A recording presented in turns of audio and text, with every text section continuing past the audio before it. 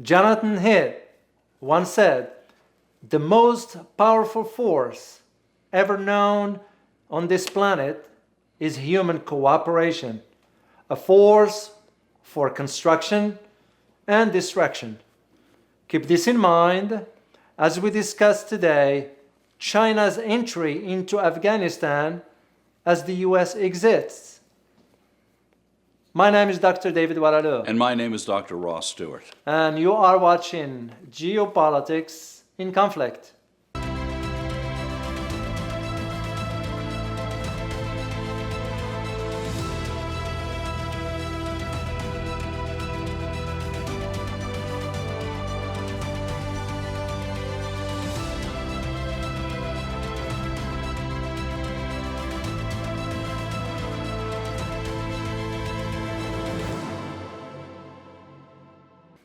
Again, thank you for your encouragement in your comments. And also thank you for the information you're sharing with us. There you are, your feet on the ground, right where things are happening, and you're sharing it with us. We're able to give better information thanks to you. Indeed, Ross. And also we want to thank our Patreon members. We want to thank you for your continued support. And for you, if you like our videos and you like to support us, consider joining our Patreon membership. So to all of you, we say thank you. Now, back to our topic. Well, seemingly thanks to President Biden, the United States is exiting Afghanistan. And who would you guess is right there to take advantage of the situation? Who? China! That's not surprising. Yeah. And so they're in talks with the Taliban. Mm-hmm. And Taliban actually has a statement that you gave me earlier about friendship. Oh yeah, indeed. Well, as the U.S. withdraws from Afghanistan, some intelligence agencies predict that the Kabul or the government, the central government in Afghanistan, will fall within 6 months. I do share that estimate, that sort of assessments. Well, you've been there. That's correct. But also what's giving me support for that assessment is how fast now Taliban is taking over. They're taking over about 86% of the country. Astonishing. And we will have a link for you at the bottom of the description where we get that stats from, so you'll know exactly where it's coming from. So yes, the vast speed by which Taliban is taking over. But the interesting aspects of it is, as the US is getting out, China is getting in, which you find very, very interesting, given the Taliban spokesperson Suhail Shaheen statement when he said, and I quote, "China is a friendly country. We welcome China for reconstruction and the development of Afghanistan," end of quote. How subtle can you get?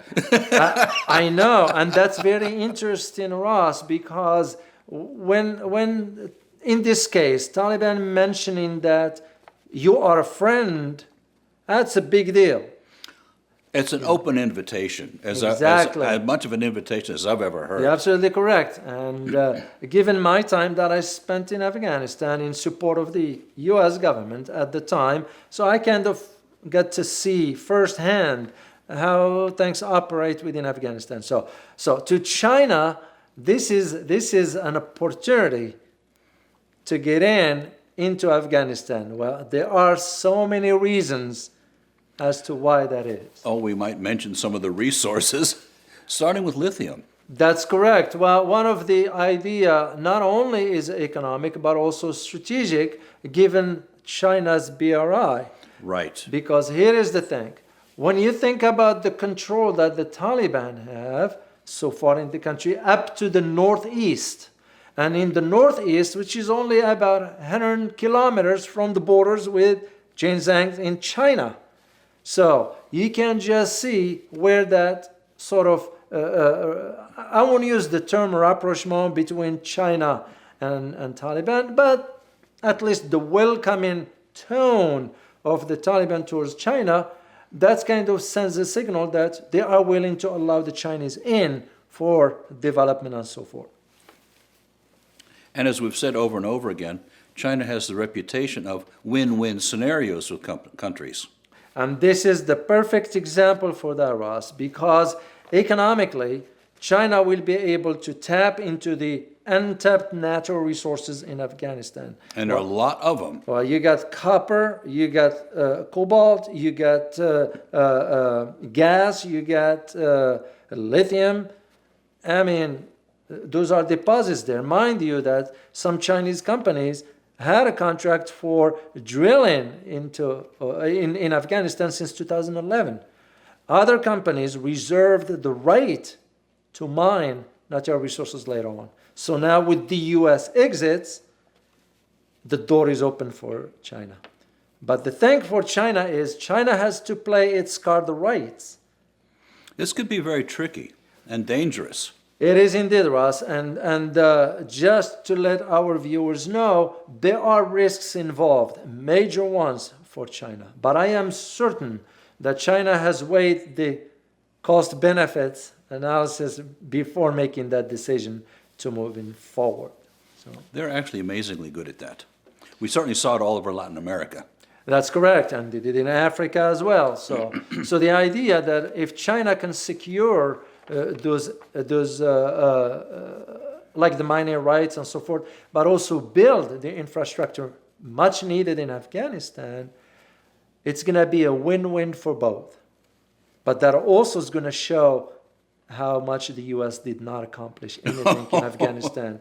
20 years, and from what we can tell, no infrastructure, no real progress for the culture or education. I mean, just on and on. Yeah. And the Chinese are saying, we're going to really build something that you can keep.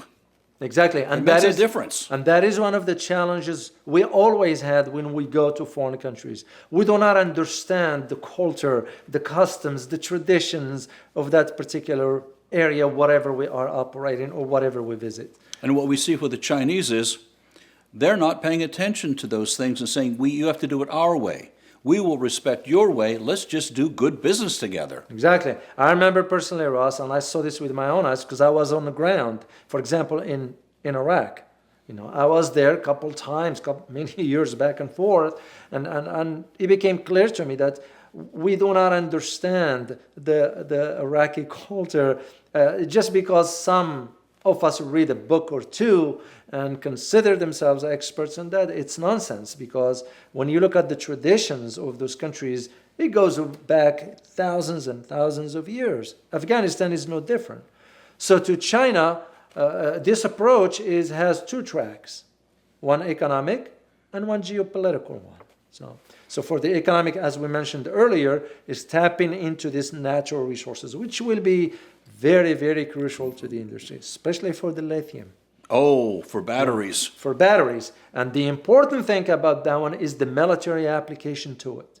Because the lithium, rather, is used for most of the batteries. But the military, anything you use in a military hardware will require lithium. So that's one of the advantages of this. Now, could this be tied to the microchip war that's going on? I wonder. It's a possibility to all that. What do you see the geopolitical consequences of this are? Well, the geopolitical is that it will cement China's influence in the region, but also provide the Taliban with some sort of a base on which Afghanis is going to start see the Taliban as, okay, look at, there are infrastructure that's being built. They're actually accomplishing They something. are seeing something. So, as opposed to promoting war, and more war. exactly, and that's what you're going to see. The other aspect to that has to do with none other than Pakistan. And why is that important? Because Pakistan is about to host peace talks in Islamabad between the central government and Taliban. Central government of Afghanistan and Taliban. That is so remarkable. David, do you have a prediction as to how that's going to go? It is hard to tell at this point, but my thinking is till the Taliban takes over Kabul, which they will. You know, it's not a rocket science. Right. We don't know the speed by which the Taliban is taking over. till they take over, you will, basically what it will be, in my opinion, is that the talks in Islamabad will focus on a peaceful transition. Oh, how interesting is that? That's what I see happening, because mind you that Islamabad, or Pakistan in that case, does not want to have any turmoils on its territory. Because the Taliban, both they are in Afghanistan, but there are some elements in Pakistan. So Pakistan wants to make sure that no chaos on its territory. The other element to this has to do with China. Because as we did the show on Gwadar, remember? Yes. The development, the economic development that is, and the projects that China is involved in Pakistan, it will pave the way for China to really go ahead and start its infrastructure with the support and the security of the Taliban. So that's what I see. How it's going to impact the region, it will have an impact in a positive way. Of course, one country is not going to like that, and that's India. Oh, shocking. Yeah, and this is why, like we talked last time, Ross, India, we mentioned that India reached out to the Taliban first. Yeah. And I was kind of, when I read about this and I delved into some other sources to not only confirm the information, but find out exactly where this is going, I shook my head. The reason I shook my head is, what made India think that the Taliban is going to agree? So it's just common sense. This is knowing the history, what's going on with all that. So, What do you think? What do you think the implications are here that our viewers ought to be paying attention to? well, it's just to understand the dynamics that's taking place now in Afghanistan, especially for us after 20 years. We become to ask the question, what have we accomplished? And that's a topic for another time, because we can have a whole show on just that one. And we might. Yeah, well, because you deserve to know exactly what's going on, and that's very, very important. Because your tax money, your tax dollars are being spent or have been spent.